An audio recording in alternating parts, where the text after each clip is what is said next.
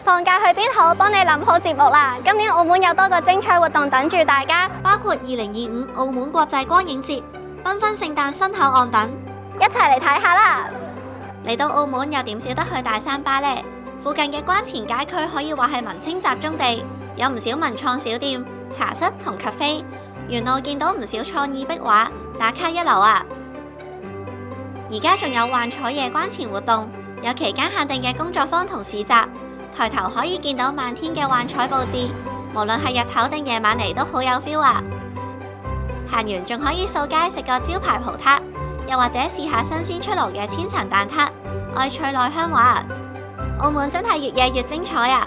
一年一度嘅澳門國際光影節大熱回歸，今年以光繪未來做主題，打卡光影裝置由世界各地嘅藝術團隊聯手打造，遍佈澳門3大區。除咗南灣區、北區之外，其實新口岸區都有唔少特色佈置，為大家帶嚟沉浸式嘅光影體驗。光影藝術裝置外形夢幻，每個設計都各有特色。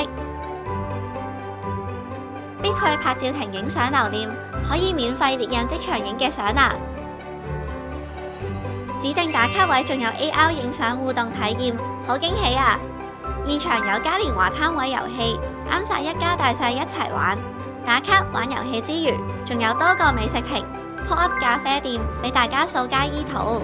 另外亦有文創攤位，多款精品等住你買返屋企。講到光影節嘅重頭戲，一定唔可以錯過澳門大賽車博物館嘅 3D 光雕表演。故事以城市軸心、時光舞台為主題，投影效果真係好壯觀啊！想感受聖誕氣氛，記得去埋繽紛聖誕新口岸，必影巨型璀璨聖誕樹。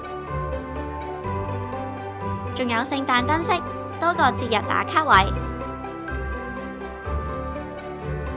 指定日子時段有遊戲攤位，同埋聖誕老人見面會、巡遊表演，活動超豐富啊！2025澳門國際光影節等活動都係期間限定，準備快閃去澳門嘅你唔好錯過啦！